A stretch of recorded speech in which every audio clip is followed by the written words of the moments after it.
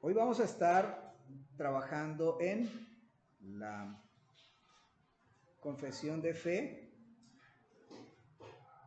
en el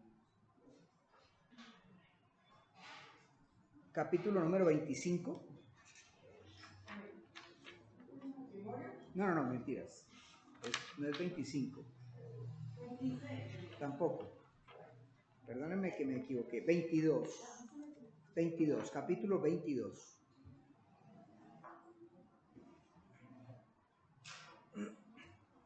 Capítulo número 22 y vamos a estar en los dos primeros numerales.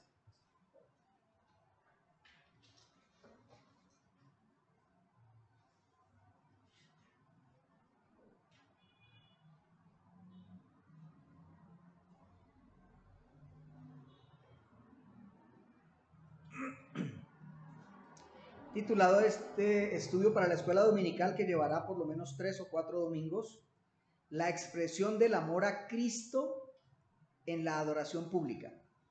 La expresión cristiana, la nuestra, la expresión del amor a Cristo en la adoración pública.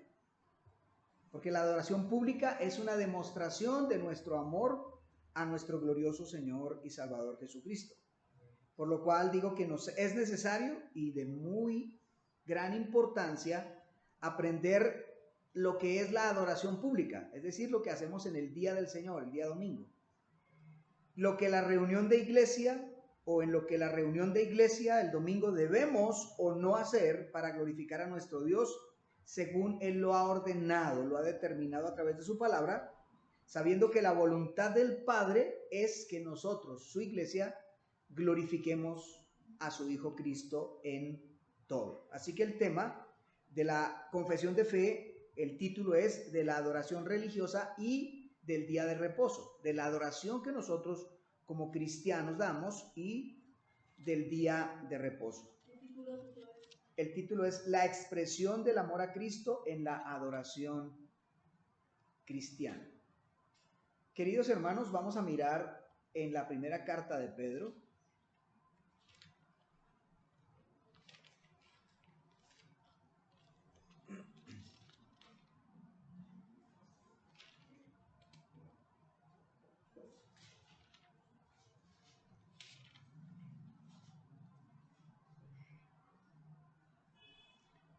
Versículo 9 al 10, que ya seguramente lo hemos leído y creo que nos predicaron acerca de él, pero quiero tomarlo hoy de nuevo para la escuela dominical. Capítulo 2, versículos 9 y 10 de la primera carta del apóstol Pedro.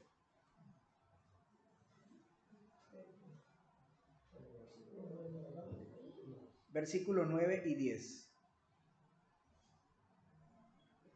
Voy a leer para el beneficio nuestro, pero principalmente para la gloria de Dios, está su palabra. Y dice: mas vosotros sois linaje escogido, real sacerdocio, nación santa, pueblo adquirido por Dios, para que anunciéis las virtudes de aquel que os llamó de las tinieblas a su luz admirable. Vosotros que en otro tiempo no erais pueblo, pero que ahora sois pueblo de Dios, que en otro tiempo no habíais alcanzado misericordia, pero ahora habéis alcanzado misericordia. Y sin duda, las cartas que Pedro escribió fueron escritas a la iglesia gentil, a la iglesia que no era judía. Y Pedro está diciendo que la iglesia judía no tenía como pueblo de Dios a los gentiles, hasta que Cristo vino, murió, resucitó y juntó en su iglesia tanto a judíos como a gentiles, y ahora hacemos parte del pueblo de Dios. Pero dice que somos real sacerdocio y una nación santa, y sobre eso quiero aplicar lo que vamos a estudiar hoy en el tema de la adoración religiosa y del día de reposo, bajo el título general, la expresión del amor a Cristo en la adoración pública. Entonces, lo que vemos nosotros es, según el texto, pueblo adquirido por Dios para que anunciéis las virtudes de aquel que os llamó de las tinieblas a su luz admirable. Entonces, esa es una respuesta de amor a la obra que Cristo ha hecho por nosotros. ¿Qué ha hecho Cristo por nosotros? Pero ¿qué es todo? rescatarnos, de las tinieblas a la luz, escogernos desde antes de la fundación del mundo, luego darnos vida en este mundo, luego darnos el Evangelio y darnos todas las promesas, todo lo que hizo, su muerte, su resurrección, darnos el conocimiento de todo ello. ¿Qué es el Evangelio? El Evangelio es la muerte del Señor Jesucristo en la cruz del Calvario y su resurrección, que salvó mi alma del pecado y de la maldad. Correcto. Esa es una buena respuesta y la Biblia nos dice otras cosas más para lo siguiente. El apóstol Pablo hace una síntesis, un resumen en la carta a los Corintios donde dice que él ha enseñado lo que la Escritura dice, que el Señor Jesús murió o que vino a la tierra, que murió conforme a las Escrituras, que fue sepultado conforme a las Escrituras, pero que también resucitó conforme a las Escrituras. Entonces, que murió, fue sepultado y resucitó. Pero Pedro nos dice, para que anunciéis las virtudes de aquel que nos llamó de las tinieblas a la luz. Y alguien dijo por ahí que el Señor nos rescató ¿de qué? ¿Y usted se considera rescatado de qué? Pues de la muerte y la maldad del pecado, de la condenación eterna. Bueno, pero ¿qué entendemos por la muerte, la maldad del pecado y la condenación eterna? Pues muerte física, muerte espiritual de nunca poder realmente nuestra mente reconocer a Cristo y llegar a sus pies, ¿verdad? Esas son dos muertes, que es la física y la espiritual. Y de ahí rescatarnos pues, de vivir ese tipo de vida, si no Dios nos da su gracia para poder entender por a través de su Espíritu que Él es nuestro Salvador, pues obviamente no podríamos alcanzar la salvación. Bien, vamos a tratar de aclarar un poco eso para expresar correctamente nuestro amor al Señor desde esas definiciones, porque las definiciones nuestras regularmente son definiciones intelectuales, no definiciones del corazón, no son resoluciones del alma, son simplemente cosas que tenemos en la cabeza y que decimos constantemente, las repetimos como aquel que repite un poema o la historia de alguien, pero no la vive. Como dice por ahí un refrán, el que lo vive es el que lo goza, es el único. Vamos a mirar el primer postulado de la confesión de fe. Dice, la luz de la naturaleza, en el capítulo 22, la luz de la naturaleza muestra que hay un Dios que tiene señorío y soberanía sobre todo. Es justo, bueno y hace bien a todos, y que por lo tanto debe ser, ojo, temido, amado, alabado, invocado, creído y servido con toda el alma, con todo el corazón, con todas las fuerzas. Esa es la parte inicial que tiene un numerito 1 que tiene unas explicaciones y unos textos bíblicos. La segunda parte dice, pero el modo aceptable de adorar al verdadero Dios fue instituido por Él mismo y está de tal manera limitado por su propia voluntad revelada que no se debe adorar a Dios conforme a las imaginaciones e invenciones de los hombres o las sugerencias de Satanás, ni bajo ninguna representación visible, ni en ningún otro modo no prescrito en las Escrituras. No sé si estamos entendiendo lo que acabo de leer. Se nos dice que en la luz de la naturaleza nos muestra que hay un Dios, sin necesidad de la Biblia, pero que además tenemos la revelación de la Biblia y eso hace que entendamos que nuestro Dios tiene señorío y soberanía sobre todo. Y cuando decimos señorío y soberanía sobre todo, ¿sabe qué excluimos nosotros, hermanos? ¿Sabe que cuando usted implica o dice que Dios tiene soberanía sobre todo, usted excluye a alguien? Usted se excluye a usted mismo. Y el ser humano admite que Dios sea soberano sobre todo, menos sobre mí. Menos sobre mí. Y entonces la confesión de fe nos dice que entendiendo el cristiano que Dios es Señor y que tiene soberanía sobre todo, además el cristiano, conociendo las virtudes de aquel, conoce que Dios es justo, Y empieza primero diciendo que Dios es justo, no que Dios es bueno. Porque la Biblia nunca nos ha mostrado a Dios únicamente como bueno, sino que desde el principio nos lo ha mostrado como justo. ¿Cómo se ve como justo Dios en el pacto de obras con Adán? ¿Cómo se ve? Justo. ¿En el pacto de obras? ¿Cuál fue el pacto con Adán? Yo te doy aquí todo, pero del árbol de la ciencia del bien y del mal no comerás. Porque el día que de él comieres... Ok. Cuando Dios sacó a Adán del huerto, ¿fue bueno o fue justo? Justo. Y bueno, porque no lo mató. Pero Dios era bueno y es bueno porque le dio todo dentro del Edén. ¿Y justo por qué? También explica el por qué. Ahí. Claro. Entonces la justicia, desde el principio de la Biblia, nunca nos dice que la justicia es, desde el principio de la Biblia, aunque Dios le da al hombre lo que el hombre merece, nos deja claro que la justicia no es lo que nosotros creemos, darle a los demás lo que ellos merecen. Porque el único que tiene el derecho a eso es Dios. Pero que la justicia que Dios pide de nosotros es que hagamos todo tal cual como Él lo dice. Esa es la justicia que Él pide de nosotros. La justicia que Dios pide de todo ser humano, y en especial de los cristianos, es hagan todo como yo les digo. Se lo dijo Moisés en el monte. Haga todo conforme al modelo. Y le dijo a Israel, si ustedes en verdad cumplen lo que yo les digo, serán mi pueblo escogido y especial sobre la tierra.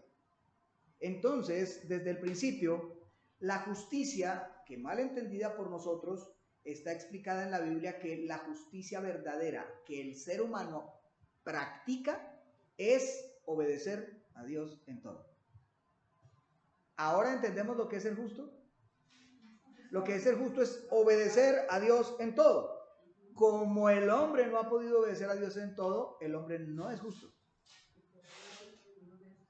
Por esa razón tuvo que venir Jesucristo como hombre para que Él cumpliera lo que no cumplió Adán y para que todo aquel que en Él crea pueda ser llamado justo.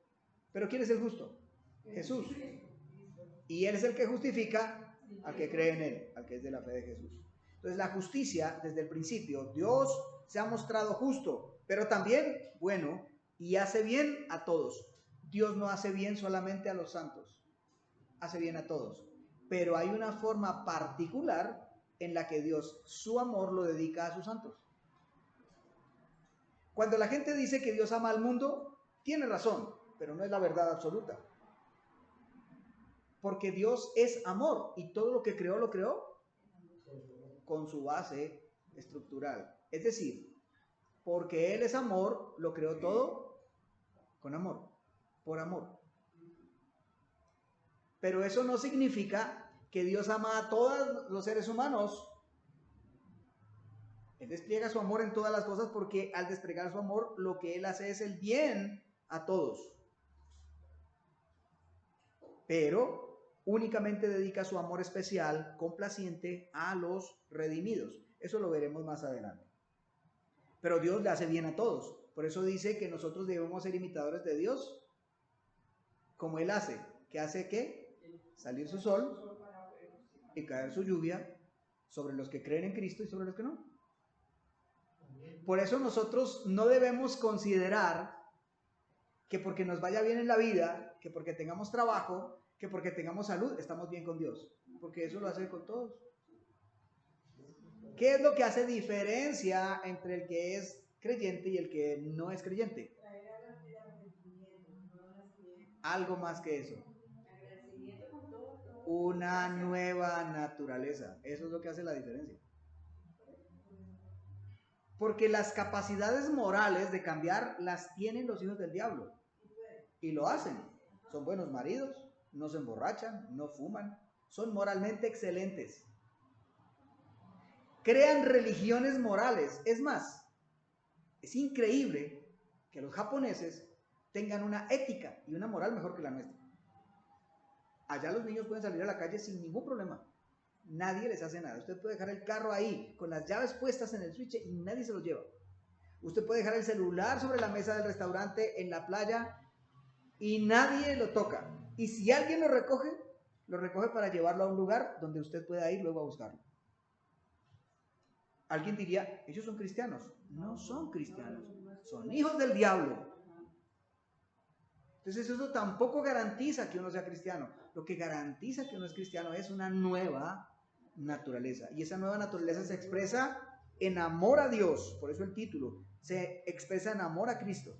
Y entonces ese ser maravilloso que es Dios, que es justo primeramente, que es bueno y hace bien a todos, y que por lo tanto debe ser, y mire con lo que empieza, no dice debe ser amado. Empieza diciendo debe ser temido. Eso dice la confesión ahí, ¿verdad? Ahora, la confesión no es la Biblia, pero la confesión está basada en la Biblia.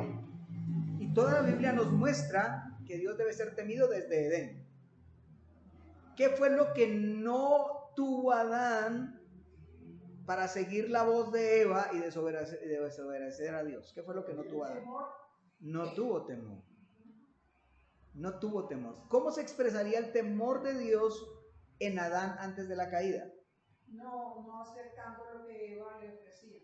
Con la reverencia de ser obediente a lo que Dios dijo. Entonces, parte de expresar el amor a Dios inicia cuando alguien es verdaderamente hijo de Dios, temiendo a Dios. Ahora, ¿cómo es el temor a Dios? Lo voy a expresar de una manera relativamente humana. Eso es lo siguiente. Tenemos un papá, ¿cierto? Todos tenemos un papá. Conózcalo o no, tenemos un papá. Pero hay una norma natural en el ser humano que hacia esa figura le genera un respeto. Eso es lo natural. Y así debería ser. Pero con la expresión o forma en que el padre educa al hijo, hace que ese temor permanezca o desaparezca. Permanezca o desaparezca. ¿Qué es lo que hace Dios, según lo que hemos visto de la confesión? Que es justo, bueno y hace bien a todos. Es la forma que Dios expresa, y en esa forma en que Dios expresa hace que nosotros le temamos. ¿Cómo así, pastor? Luego temor no es tenerle miedo. Sí, pero no. Voy a expresarlo de otra manera. Usted, un día como hoy, que es soleado, sale al sol, ¿verdad? Y sería rico. Pero usted saldría sin camisa y sin utilizar los productos que hoy en día existen como bloqueadores solares y lo demás. ¿Y se expondría todo el día al sol? ¿Por qué? Entonces, ¿qué hace? Se pone una gorra, se echa bloqueador, ¿sí? Porque usted tiene temor de que el sol lo queme. ¿Usted le tiene miedo al sol? No. Usted respeta las condiciones del sol. Entonces, el temor a Dios del cristiano no es miedo en el sentido de, ay, Dios viene, porque dice también por allá la Biblia que el que tiene miedo no ha sido perfeccionado en el amor. Entonces, es el respeto que se le rinde a Dios por lo que Él es, por lo justo que es, y porque no va a tener por inocente nunca al culpable. Pero porque también es bueno, y a pesar de lo que somos, Él nos sigue dando el bien. Por esa razón debe ser temido, amado, alabado, invocado, creído, servido con todo el alma, con todo el corazón y con todas las fuerzas. ¿A qué se parece eso? A Deuteronomio 20, ¿cierto? O a Deuteronomio 6. Amarás al Señor tu Dios con todo tu corazón, que fue lo que dijo el Señor en el Evangelio. Entonces, para ver eso, les voy a pedir el favor de que, yo voy a leer los textos. Jeremías 10:7 dice, ¿quién no te temerá, oh Rey de las naciones? Es una pregunta. La pregunta debe ser todos, o la respuesta más bien. Porque a ti es debido el temor porque, ojo lo que dice ese texto, porque entre todos los sabios de las naciones y en todos sus reinos no hay semejante a ti. Ahora, cuando aquí el texto habla de los sabios de las naciones, podemos verlo de la siguiente manera. Marlene, ¿quién conoce más tu vida en esta tierra? ¿Quién la conoce más que cualquier otra persona? ¿Quién? Sí, pero fuera de ti, ¿quién? Tu esposo, ¿cierto? Se supone que debe ser la persona que conoce más acerca de ti. Y como él sabe ciertas cosas acerca de ti, ahora voy a preguntarle a Manuela. Manuela, ¿quién crees tú que conoce más las cosas acerca de ti? Fuera de ti, ¿quién más? Sí, no, pero entre las personas. Tu mamá, ¿cierto? Ok. Y como tu mamá sabe y conoce tu procedimiento, cuando tú haces las cosas, las haces pensando en lo que sabe tu mamá de ti, ¿cierto? Entonces hay ciertas cosas que haces y otras que no. ¿Por qué?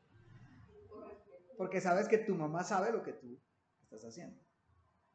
En ese orden de ideas, los sabios de las naciones pueden conocer muchas cosas acerca de nosotros. Hoy en día se dice, queridos hermanos, que a causa de la tecnología, espérenme un momentico y lo va entendiendo, que a causa de la tecnología, el sistema conoce qué banco tenemos, a dónde vamos, qué compramos, dónde comemos, qué tiendas visitamos. El sistema lo sabe, ¿cierto? Y podríamos decir hoy en día que quien más nos conoce a nosotros es el sistema. Nos sabe bastante, ¿cierto? Así que nos puede identificar en cualquier lugar y allá nos puede llegar. Pero fuera de eso, ¿quién más nos conoce mejor que eso? Dios. Entonces, en ese orden de ideas, si nosotros por causa del conocimiento que tiene el sistema de nosotros nos reprimimos de hacer ciertas cosas, ¿cierto? Entonces decimos ya, no, dejemos apagado el celular, porque si dejamos perdido el celular, cualquier cosa que yo diga, lo sabe y de una vez me empieza el algoritmo a mandar cosas, ¿no? Si tú ves en el Facebook cosas de naturaleza, cada vez que abras el Facebook, solo lo que te va a salir es naturaleza, nada más. A menos que tú cambies por algo de comida y luego ya empieza a salirte solo de comida. Porque el algoritmo sabe lo que tú quieres, lo que te gusta. Espera, ya te doy la palabra. Entonces, ellos saben mucho. Y entonces, ¿qué decimos? No hagamos esto, no hagamos aquello, por temor a que ellos sepan más de mí. Pero con Dios, el temor debería ser mayor, porque es que Él no sabe algunas cosas de nosotros. Él lo sabe absolutamente todo. Y entonces basados en ese conocimiento que Dios tiene acerca de todas las cosas en todo momento, nosotros deberíamos decir, tengo que tener cuidado con lo que hago.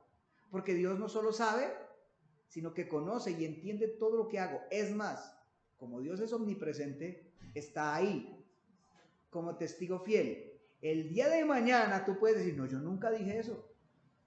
Y pongamos que el Señor dice, si fuera tecnológico, saquen el registro y sale la foto donde Él está ahí presente y las palabras textuales que yo estoy diciendo, y contra eso, ¿qué voy a refutar?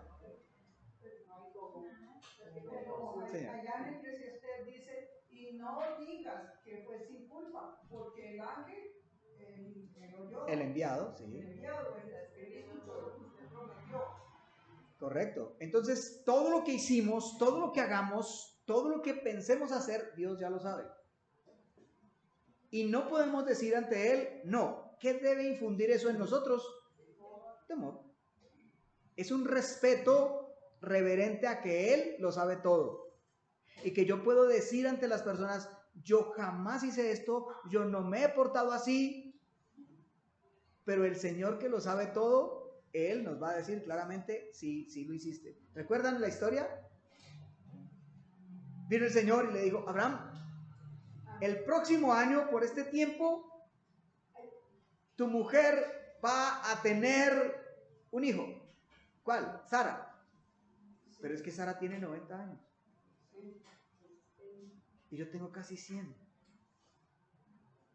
Y entonces Abraham ya se había reído y Sara, escuchando en la tienda, se rió y dijo, ¿acaso una mujer tan vieja y que ya no tiene su periodo y ya no está joven podrá deleitarse con su marido? Y va. Y el Señor le dice, Sara se ha reído. Y Sara dice, no, yo no me he reído. ¿Por qué? Porque tuvo miedo, ¿verdad? Pero el Señor le dijo, no, tú te has reído. Y por eso el nombre del hijo se llamó Risa, Isaac. Pero porque sí, hay dos cosas, porque dice el texto trae dos risas, la de Abraham también.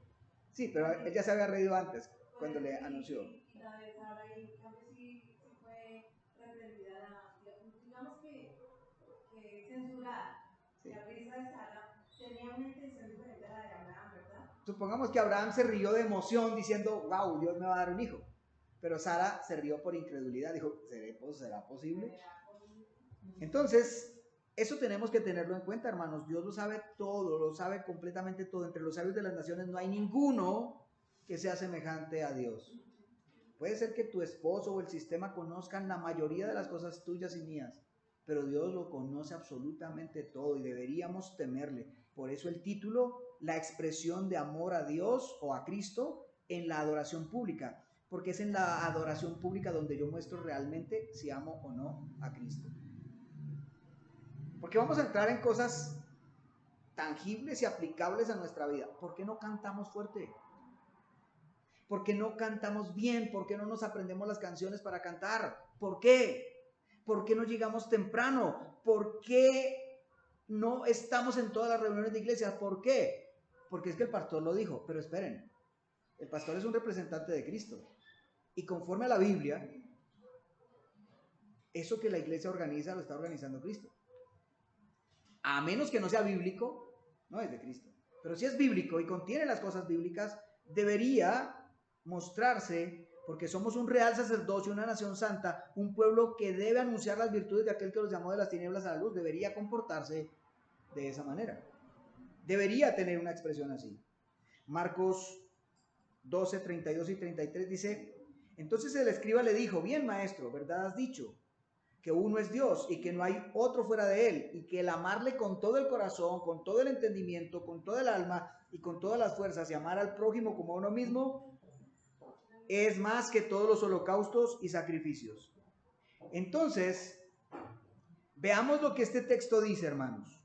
Este texto nos dice que la expresión de amor a Dios incluye varias cosas. La expresión de amor a Dios incluye amarle a Él con todo el corazón. Cuando hablamos del corazón hablamos de toda la... No, de la integridad del hombre. El corazón contiene intelecto, emociones y voluntad. Alma, corazón y pensamiento en la Biblia son sinónimos. Es lo mismo. Es lo mismo. Y debemos amarle con todo el corazón. Ahora luego dice con todo el entendimiento. ¿Qué significa eso? Instruidos. Alguien ignorante en la escritura no puede amar a Dios ni puede anunciar las virtudes de aquel que los llamó de las tinieblas a la luz porque no las conoce. Así que la ignorancia nuestra en cuanto a la escritura hace que nuestro amor disminuya. ¿Quieres amar a Dios como Él ordena y como Él debe ser amado? ¿Qué debes conocer? La escritura. Para que el corazón, guiado por la escritura, pueda amar a Dios. Y con toda el alma. Ahora, el alma es la relación que hay emocional, sentimental y orgánica con otros seres humanos. El alma está puesta en el hombre para que orgánicamente pueda relacionarse con otros seres humanos. Mire la conexión. La conexión es la siguiente. Y con amarle con toda el alma y con todas las fuerzas, y luego dice, y al prójimo como a uno mismo. Entonces debe haber una conexión entre amar a Dios y amar al prójimo. Tiene que haber una conexión. ¿Y la conexión dónde está? No en el corazón ni en el entendimiento, porque tienen que ver con Dios, aunque el entendimiento también se utiliza con las personas. Pero el alma, que es parte del corazón, es el mismo corazón, es esa expresión emocional, sentimental y relacional que hay con otros seres humanos.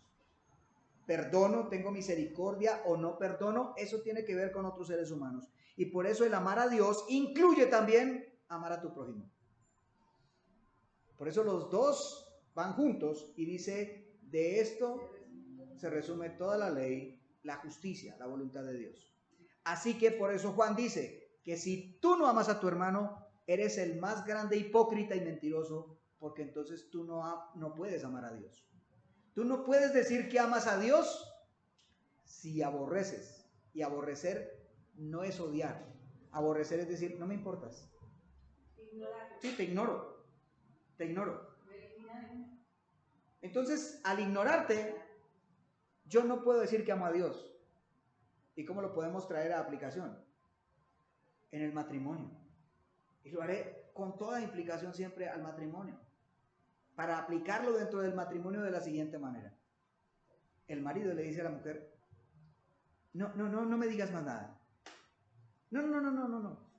Mejor muérete.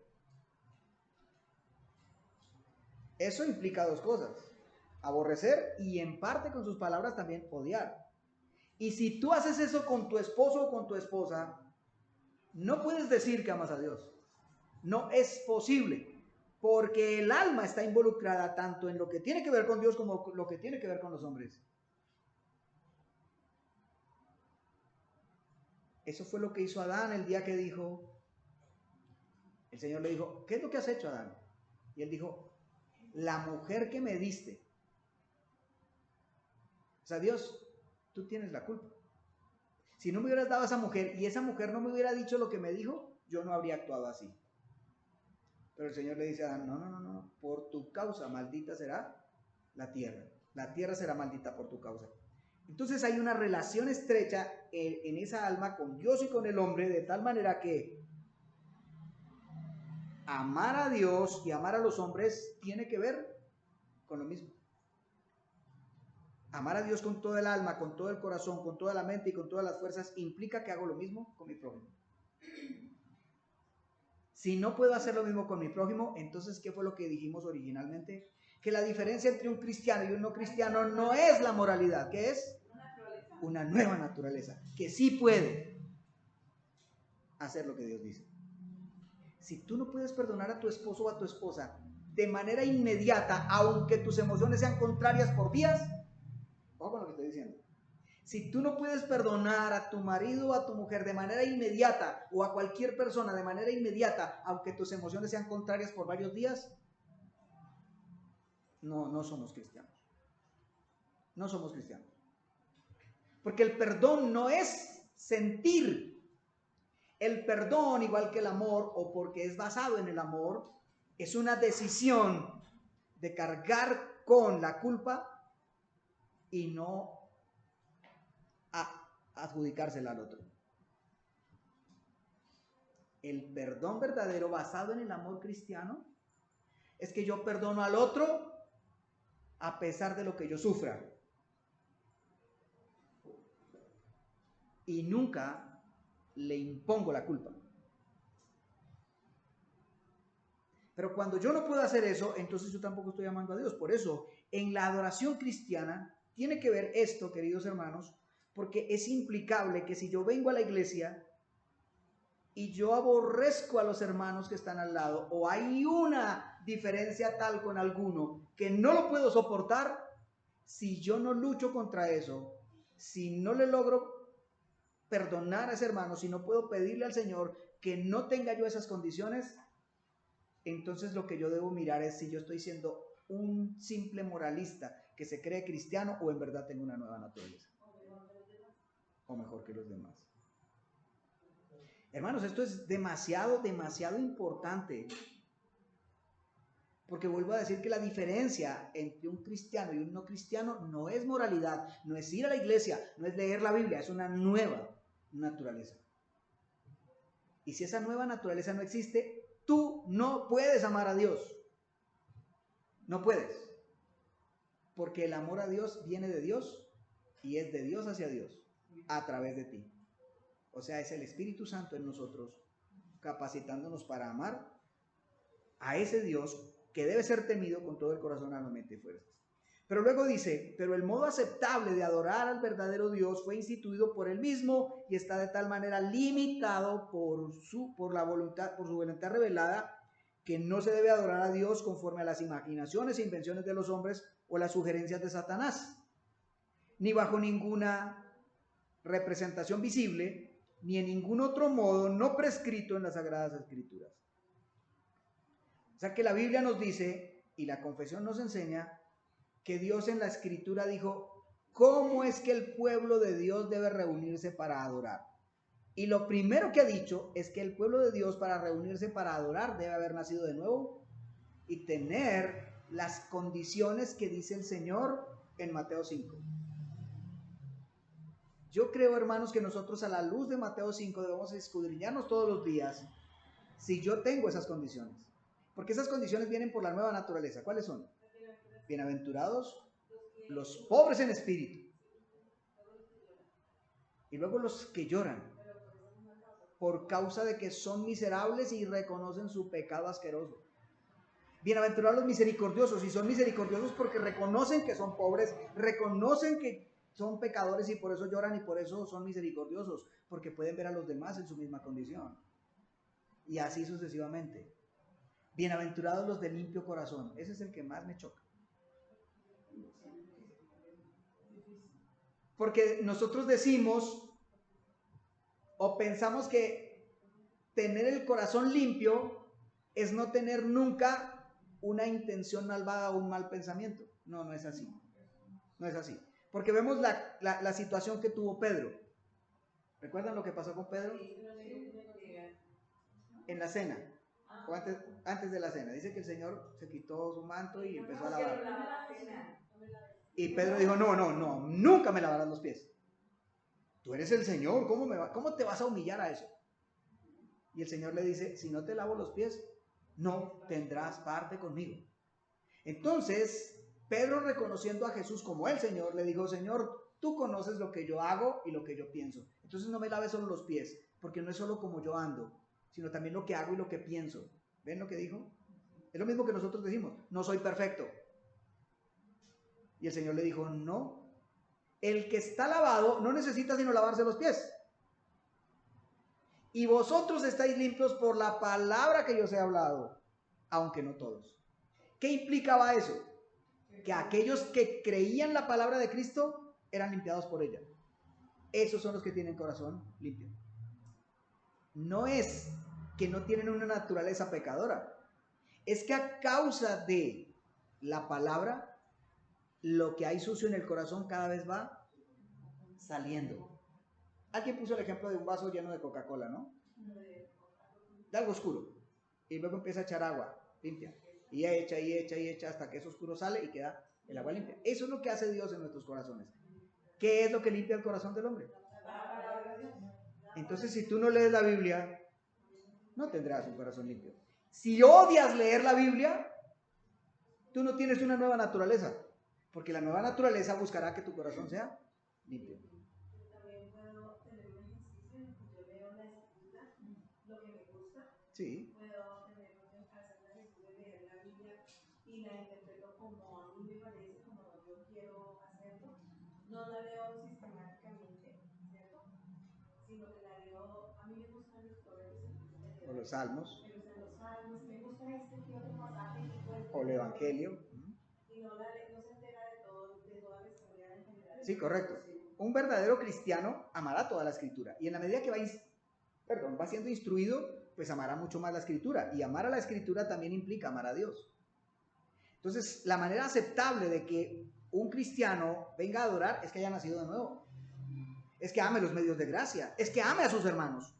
Y luego de ahí en adelante se le dice que debe adorar no de acuerdo a las invenciones humanas, ni a las malicias o invenciones de Satanás o sugerencias de Satanás. Satanás hace sugerencias. Él le dijo, todo esto te daré. Y muchas veces Satanás nos dice, ¿quieres salud? ¿Quieres dinero? ¿Quieres una buena familia? ¿Quieres vivir sin problemas? Te voy a crear la religión. ¿Quieres no tener problemas? te tengo una en la esquina de tal lugar. Pare de sufrir. Vea esa. No, mi interés es avaricia. Yo quiero tener casa, carro y beca y tener más provisión. Y que Dios me bendiga con más provisión. Te la tengo. Vea la 68, pasando la 17, y ahí la encontrarás. No, yo quiero otra que sea para mi salud. Ah, bueno, vete aquí por la 13 abajo, pasando la Cali, ahí tienes otra. Todas esas las ha creado Satanás para adorar a Dios de una manera distinta a la que Dios ha ordenado. Porque estés enfermo, pobre, y que no tengas absolutamente ninguna esperanza en esta tierra, aún así, tú y yo debemos adorar a Dios como Él debe ser adorado, temido y exaltado. Como dijo Job, aunque Él me matare, en Él confiaré. Pero los cristianos no quieren escuchar esto. ¿Saben cómo limpia el corazón la palabra de Dios? Como un martillo que despedaza la roca. O como la espada de dos filos que penetra. Así que cuando tú como cristiano o yo como cristiano leo la Biblia y no hay ningún tipo de dolor, no hay ningún tipo de culpabilidad, no hay ningún tipo de acusación hacia mi vida, pues tampoco podrá haber arrepentimiento y mucho menos conversión, porque la Biblia es la que, utilizada por el Espíritu Santo, nos convierte y nos da arrepentimiento. Entonces, hermanos, la manera aceptable para adorar a Dios es conforme a eso, no a las invenciones de Satanás ni a lo que podamos nosotros inventarnos acá. Pues hermanos, si a la gente le gusta la música movida, pues entonces cambiemos el ritmo a las canciones, seguimos cantando las mismas, pero pasémoslo de ese vals tal vez a una balada romántica, porque las baladas románticas impactan el alma del hombre. O pongámosle un poquitito de swing, qué sé yo, bachata o algo otra cosa, ¿cierto? Cualquier otra cosa. Que cuando el cristiano esté ahí diga, wow, qué culto tan excelente. ¿Por qué? Porque su alma fue movida emocionalmente. Pero veamos si ese movimiento emocional por la música, aunque tenga letra bonita, letra bíblica, cambió el corazón del hombre. ¿Por qué? Porque con su hermano continúa enemistado. Porque con su esposo o su esposa continúa en guerra. Y porque ir al culto es simplemente el ir a buscar un beneficio y no ir a adorar a aquel que teme y ama con todo el corazón, alma, mente y fuerza. Por eso el título es la adoración, o más bien, la expresión de amor a Cristo en la adoración pública. Porque lo que tú muestras en la adoración pública es lo que tú eres en casa.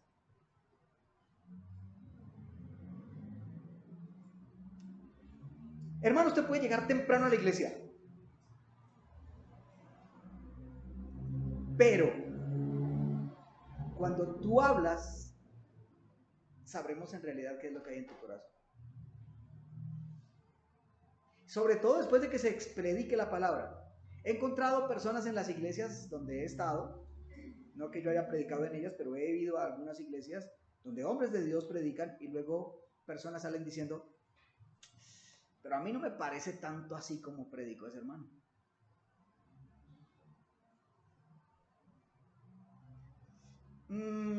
Yo creo que el texto que utilizó no lo interpretó correctamente.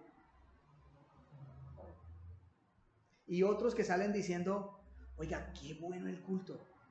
¿Por qué? No se sintió la presencia del Señor, las alabanzas y todo. ¿Y qué enseñaron? Enseñaron espere, me acuerdo, es que estaba en el capítulo, espere, me acuerdo. Y es que uno, no, como que fue de Mateo. Ah, sí. ¿Dónde estaban?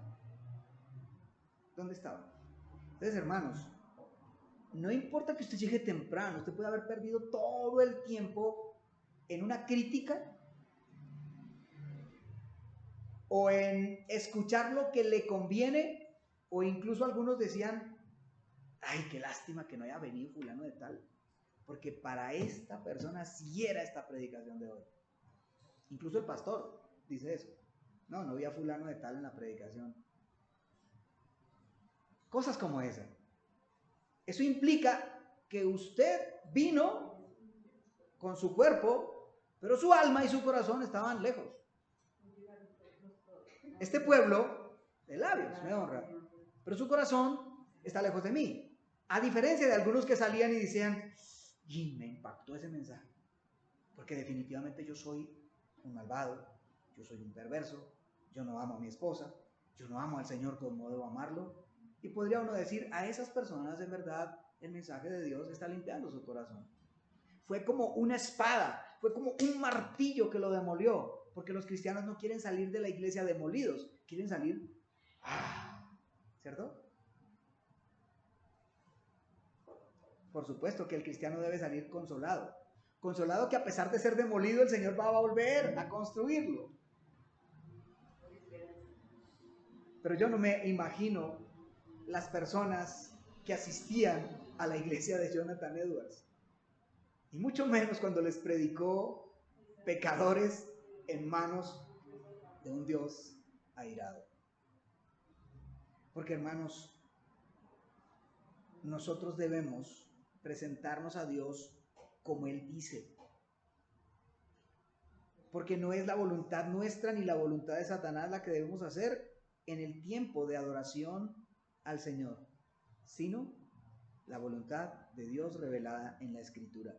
Así que si tú y yo venimos con injusticia, no temiendo a Dios, que Él sabe lo que hice con mi marido, con mi mujer, con mis hijos, lo que dije, lo que no dije, si no soy consciente de eso, en realidad no amo al Señor. Porque debo ser consciente de eso. Debo tener esas condiciones que dice el Sermón del Monte.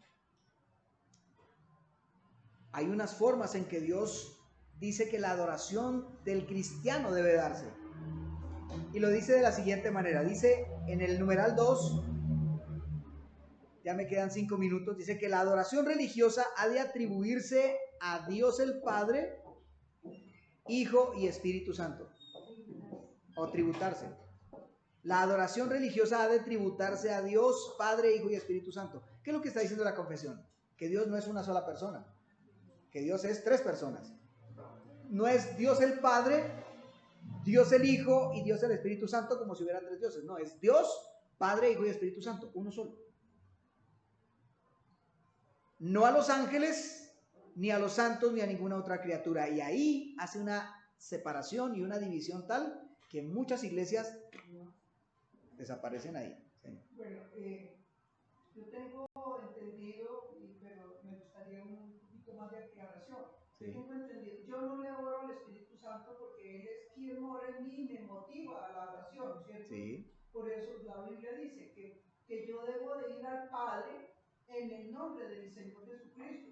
Porque es que, pues yo he escuchado, no que lo siga escuchando, de que estoy pecando porque no estoy orando al Espíritu Santo ni nada. Eso es como allá lo que dice la oración fuerte al Espíritu Santo.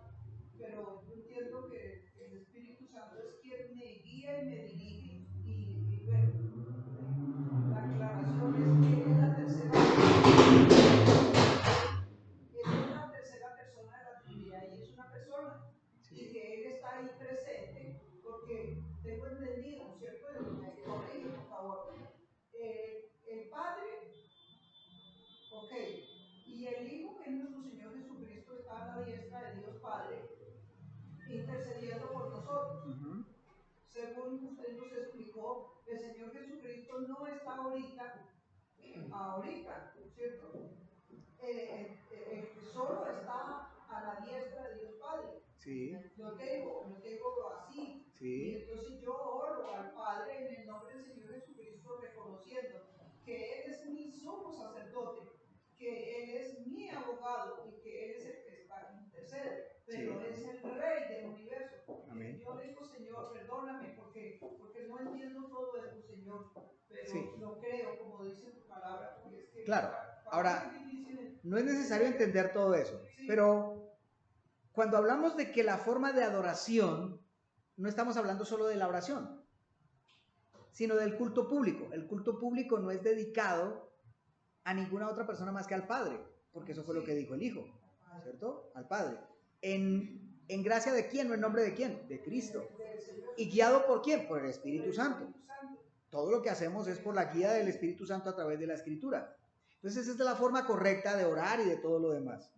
Pero, entendiendo que Dios es 3 personas, yo puedo interactuar con cualquiera de las personas de la Trinidad. Porque cuando yo estoy orando, muchas veces le digo, Padre, ¿sí?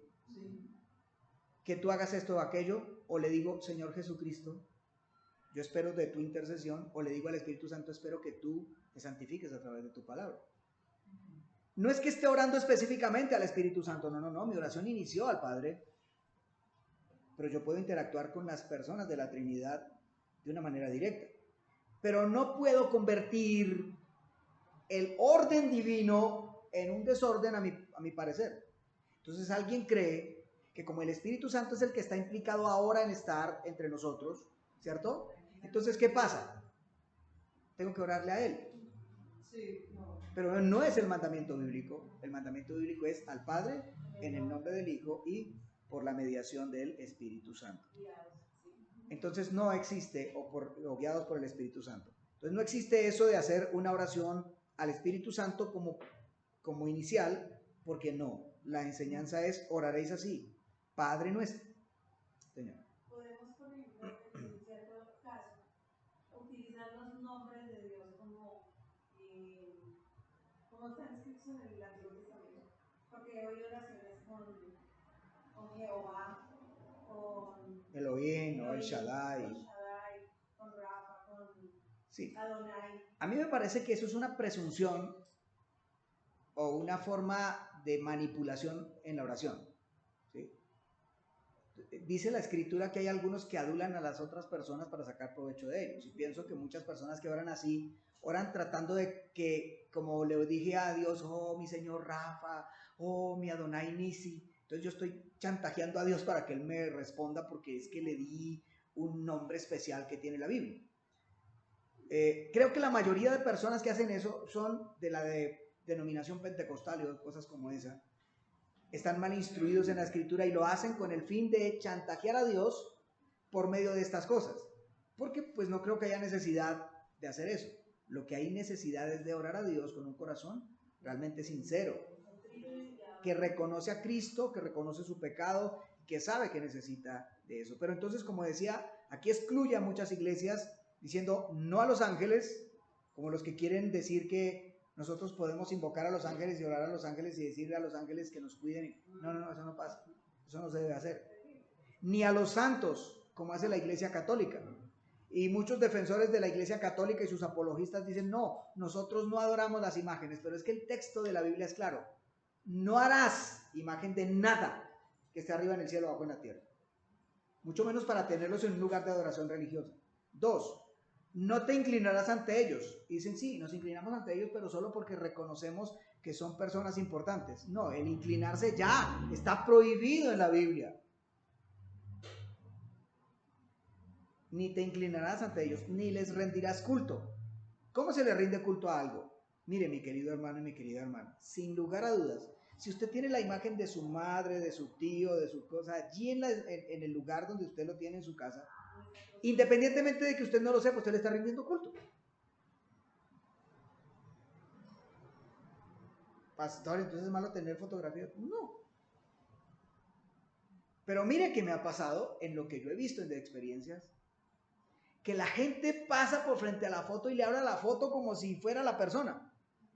Y les dan besos.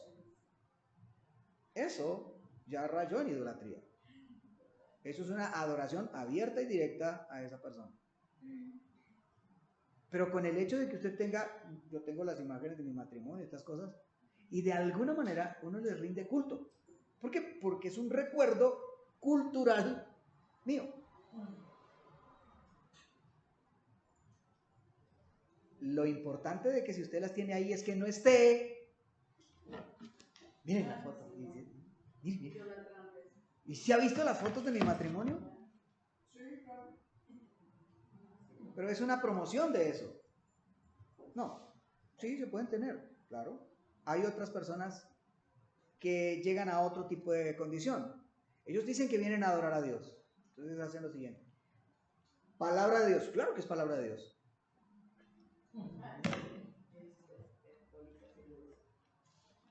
¿A quién estoy glorificando?